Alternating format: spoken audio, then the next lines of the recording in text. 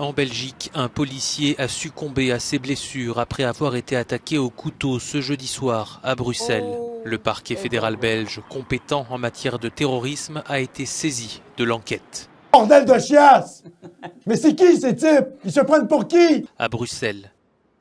Âgé de 32 ans, le suspect était connu des services antiterroristes et était déjà passé par la case prison. Écoutez, on a un projet pour vous, ça s'appelle la remigration. Salut les gars, vu le titre et la miniature de la vidéo, vous aurez certainement compris qu'aujourd'hui on ne fera pas dans la dentelle. Pas de tabou, pas de couteau à saucisson pour cette fois, mais bien des sales lames conçues pour rentrer dans le lard. Vous étiez quelques-uns à me demander une vidéo sur les push daggers après la vidéo sur la gamme FGX de Cold Steel. Que je salue d'ailleurs, vous vous reconnaîtrez. Vous voilà donc bien servi, bande de viceleurs. Bon, non je déconne, moi aussi j'adore les couteaux à destination pacificatrice. Mesdames et messieurs, c'est parti pour une présentation et un petit exposé sur le thème des dagues de poussée, ou push dagger. Allez, c'est parti.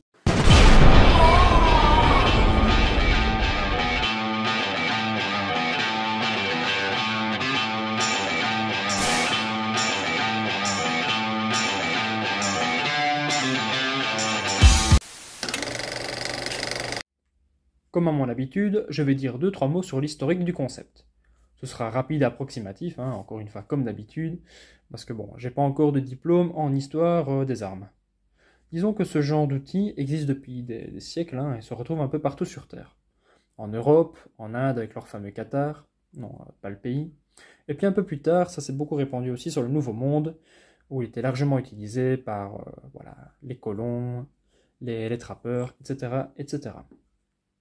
Alors ces objets ont toujours subi une connotation négative, avec une image d'armes de voyous, de gredins, souvent associées à des règlements de compte, utilisés par les forbans et autres écorcheurs. Oui, je sais, c'est un langage bien fleuri que je vous offre aujourd'hui, mais il faut quand même bien un peu contraster avec la morbidité du thème. Que voulez-vous? Alors, vous me direz que c'est un peu normal au vu de l'utilisation un peu barbare de ces armes, leur délit de sale gueule. Parce que bon, il faut dire que sur l'échelle de la violence, on peut dire que les pushs sont un cran au-dessus que la plupart des objets de défense de rue classiques comme les poings américains ou les matraques. Venons-en du coup à l'utilisation du push dagger. Eh bien, comme le nom le laisse penser, petit lapsus, il suffit de le prendre ainsi et de le pousser dans ce qu'on veut percer. Ouais, bon, comme si on donnait un coup de poing, quoi. Oui, je vous l'accorde, j'ai peut-être pas un diplôme en histoire des armes, mais j'ai bien un doctorat en enfonçage de portes ouvertes. En tout cas, ça reste des armes dont l'utilisation reste assez simpliste au premier abord. Très instinctif en tout cas. Surtout si on a quelques rudiments de boxe. Et puis je ne vais pas non plus donner un cours de biomécanique, mais vous comprendrez facilement que la position de la lame à 90 degrés comme ça par rapport au manche et dans le parfait prolongement de la main et du bras, ça permet de maximiser le transfert d'énergie cinétique. Bref, ça tape fort. Donc, pourquoi utiliser un push dagger? Alors, celui qui me dit qu'il porte ce genre de truc pour ouvrir ses colis, il mérite déjà un bon coup de pelle dans la fif. Qu'est-ce que tu veux, toi, Tu veux un coup de pelle? Et si on fait preuve de bonne foi, on peut quand même avouer que c'est un outil de dernier recours, un outil de défense au corps à corps, donc idéal pour...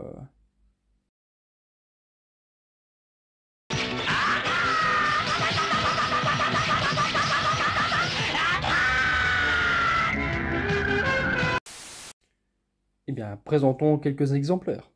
J'ai dans ma petite collection 4 modèles différents et je propose donc de vous les présenter assez rapidement en allant du plus petit au plus grand. Alors, on commence fort avec un modèle miniature assez haut de gamme, il faut le dire. Donc dessiné par une vraie pointure de la coutellerie, Bastinelli. Voilà, ceux qui suivent la chaîne commencent un petit peu à le connaître aussi. Donc ce petit innocent, j'adore son nom déjà. Alors il a une lame de 4,7 cm pour un tranchant de 4,4 à peu près. L'épaisseur est de 2,8 mm. On est évidemment sur un acier N690 CO comme le veut la tradition chez Fox. Enfin, je ne sais pas pourquoi je dis la tradition, enfin bref. C'est comme ça que sont produits la plupart de leurs Bastinelli. On a une émouture plate, avec un revêtement black PVD. La petite poignée, elle est en G10 noir, elle fait 5,2 cm de long et elle est épaisse de 1,1 cm.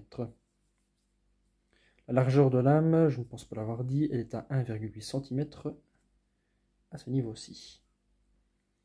La longueur totale, donc dans ce sens-ci, est de 9,1 cm pour un poids plume de 22 grammes. Fidèle à mes habitudes, je présente l'étui donc. L'étui de l'innocent est en Kydex, donc 2 couches de Kydex avec un petit clip pour le port à la ceinture. On peut également le porter dans une botte au travers de ses lacets. Enfin, il y a plein de moyens différents de le porter, hein. Il est vraiment minuscule, très léger, très compact. On peut également le porter en tour de cou. Donc ça c'est à chacun de voir. Il y a pas mal de jeux dans cet étui, ce qui est un petit peu dommage.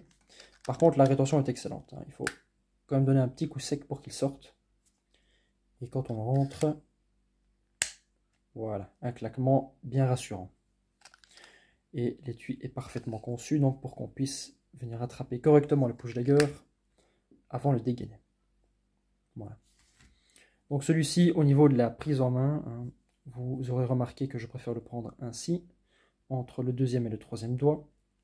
Parce que comme ça me paraît... Voilà, faut vraiment l'avoir en main pour le comprendre, mais on sent que c'est pas prévu pour. C'est vraiment pour entre l'index et le majeur. Et donc voilà, une pointe très fine, assez redoutable pour sa taille. Donc voilà, l'innocent, rien que le nom, je le trouve génial. Encore une fois, il est ultra léger, ultra discret, et franchement trop mignon, hein. Vous ne trouvez pas? Peut-être un compagnon idéal pour se défendre, hein, si on part en jogging quand on est une voyageuse solitaire dans les montagnes pakistanaises. Problème avec les musulmans? T'as un problème avec les arabes? Hein? Non. T'es raciste, tu l'as dit, t'es raciste, d'accord? Je plaisante, ne laissez jamais les filles que vous connaissez faire ça, hein.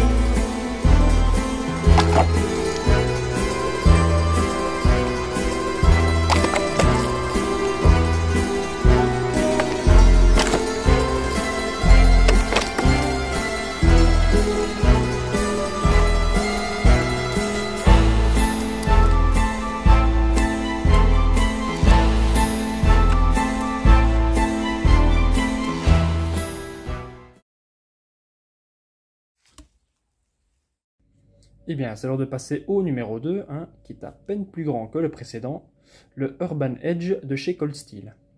Alors, il en existe des bien plus petits, hein, des bien plus grands dans la même marque, donc par exemple le SafeMaker, ou d'autres même au format porte-clés, hein. Voilà. Je trouve donc cette taille franchement pratique. C'est une lame suffisante pour occasionner des dégâts, on va dire, des lésions significatives, mais avec une grande facilité d'emport. Et ici, voilà, j'en ai même deux, tellement j'aimais ce modèle. Pour la fiche technique, donc c'est de l'acier AUS 8A, produit à Taïwan, pas en Taïwan. La longueur de lame est de 5 cm. Comme vous l'avez remarqué, c'est une mouture en biseau, donc il n'y a qu'un seul tranchant, comment dire, qu'un seul côté qui est vraiment usiné, et le reste est plat. Enfin ici, c'est même un petit peu concave. On ne le verra peut-être pas bien à la caméra. Enfin, soit. L'épaisseur est de 3 mm et la largeur de lame est de 3 cm. On a une finition quasiment polie. Le manche est en craton. La poignée est large de 5 cm, épaisse 1,4 m. La longueur totale est de 10,5 cm pour un poids plume également de 38 grammes. Donc grande facilité d'emport là également. Pour l'étui, eh c'est du Securex, comme d'habitude chez Cold Steel. Alors moi du coup j'en ai deux et il y en a un des deux où l'étui est un peu naze au niveau de la rétention. Bon, ça arrive. Maintenant ce sont des couteaux à une trentaine d'euros, en tous les cas quand je les ai achetés. Mais sinon voilà, quand ça fonctionne très bien. Petite remarque, les œillets sont assez étroits. Donc ne comptez pas y mettre un multiclip ou d'autres systèmes conventionnels, parce que les vis ne passeront pas. C'est livré avec une chaînette pour porter en tour de cou. Moi j'ai préféré cependant y mettre un petit bout de paracorde pour le porter soit en vertical ou alors en horizontal à la ceinture. Alors pour une trentaine d'euros, je trouve que c'est la meilleure option pour celui qui voudrait s'offrir un push dagger. Et pour info, il existe aussi des versions avec un ou même deux côtés garnis de serration.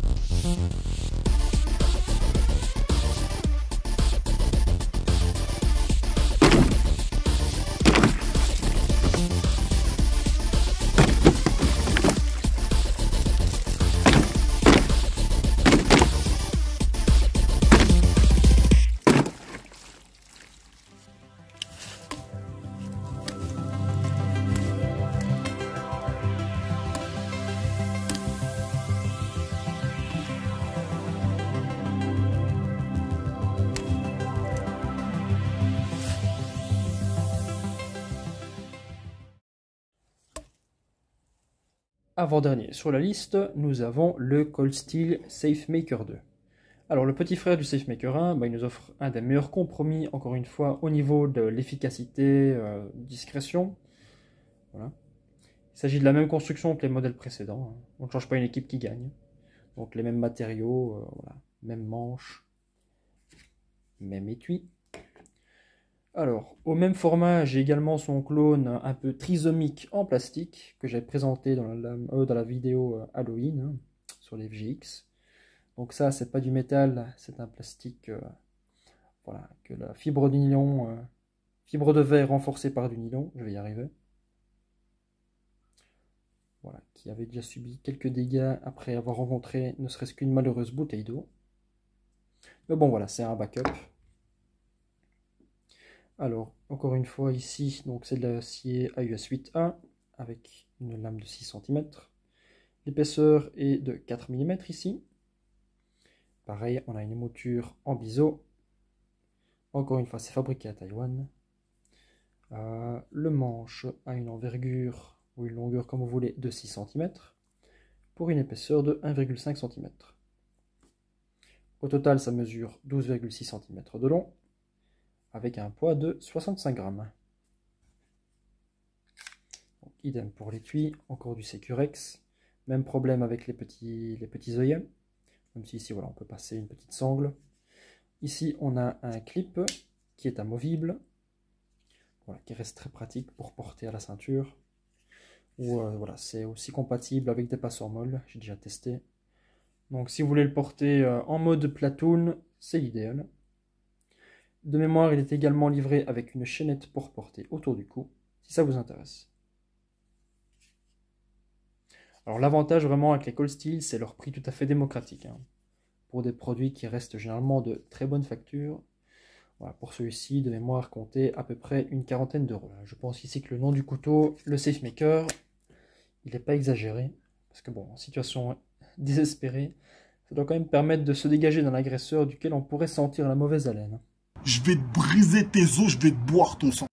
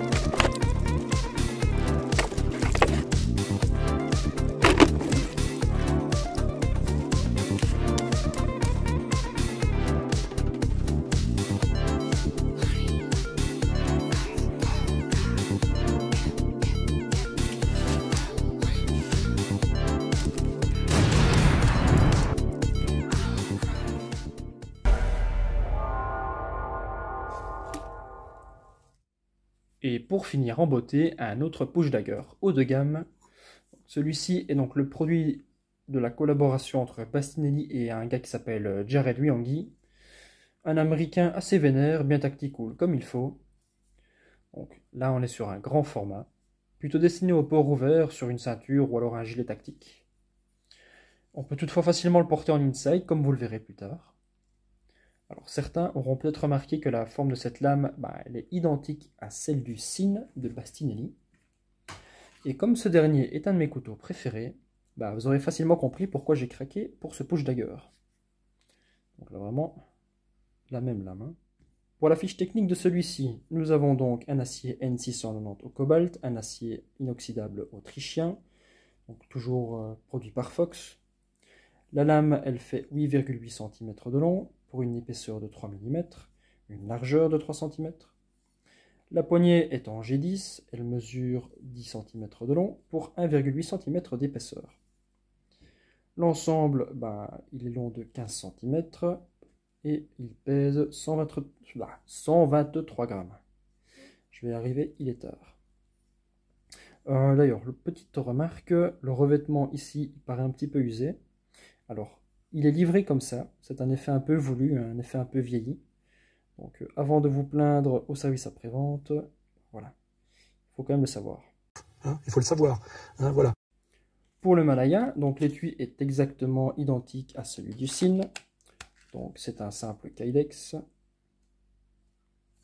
Voilà, donc, encore une fois, bien pensé pour être directement utilisable. Il est livré avec un Tech-Lock. Donc ici également on a une très bonne finition, une bonne rétention, tout ce qu'il faut pour un bon étui. Donc moi le Tech-Lock je l'ai remplacé par des passants soft loop en cuir pour le port en inside. Alors ce Malaya c'est vraiment une bête, hein, un monstre conçu pour éventrer et pour énucléer les méchants. Ouais, les méchants. Pour paraphraser l'autre boomer présentateur de couteaux souffrant de TDI. De qui il parle? Qui? Pardon? Qui? Vous savez bien. Ah, ça va, c'est bon, c'est de l'humour. Lui aussi, il peut bien se manger une crotte de nez de temps à autre. Bref, j'adore ce push, même si je conçois bien qu'il soit hors de prix pour la grande majorité. Et franchement, voilà, rien que ça m'empêche de vous le recommander. Pour moi, ça a juste été un coup de cœur par rapport au Sin. Et aussi un peu pour garnir ma collection de Bastinelli, qui s'agrandit de mois en mois.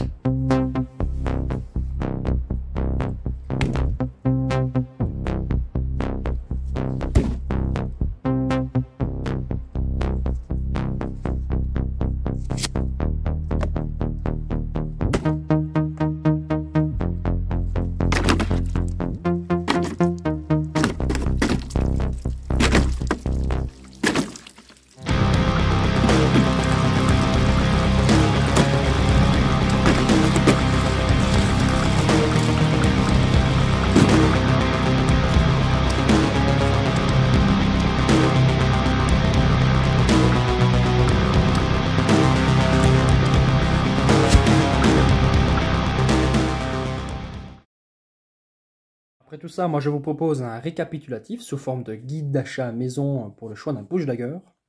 Donc le premier critère, c'est assez logique, hein, c'est le même que pour tout achat, c'est d'abord se définir un budget.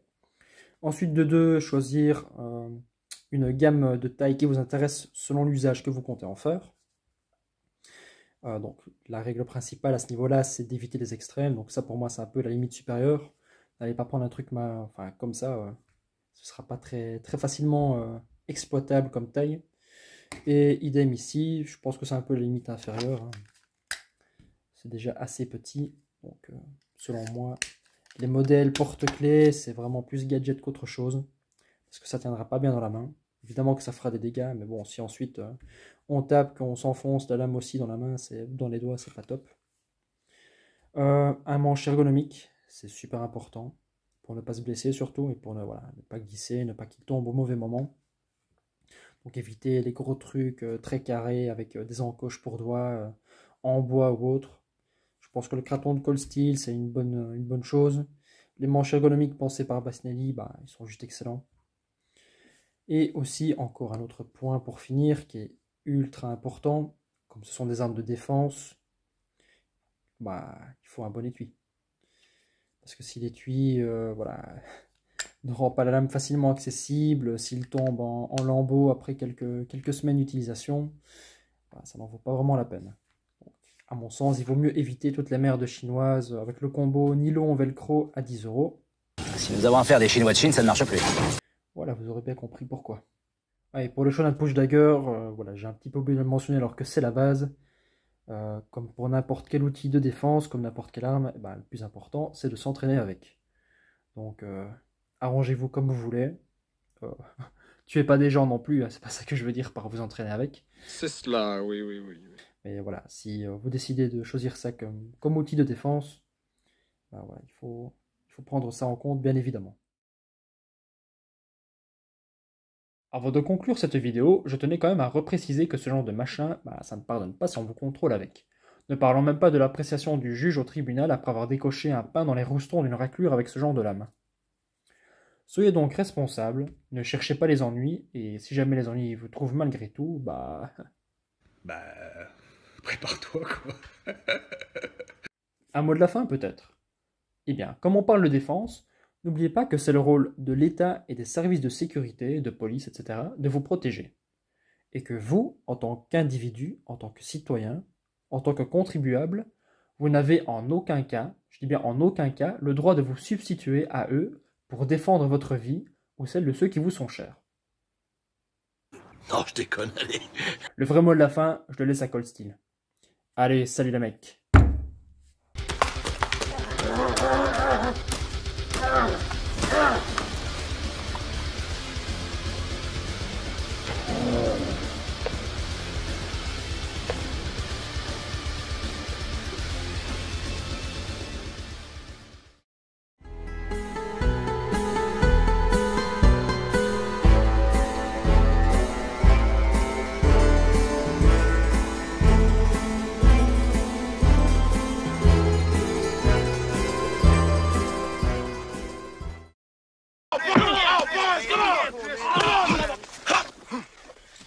Easy, Bonds. Don't do it. Don't do it.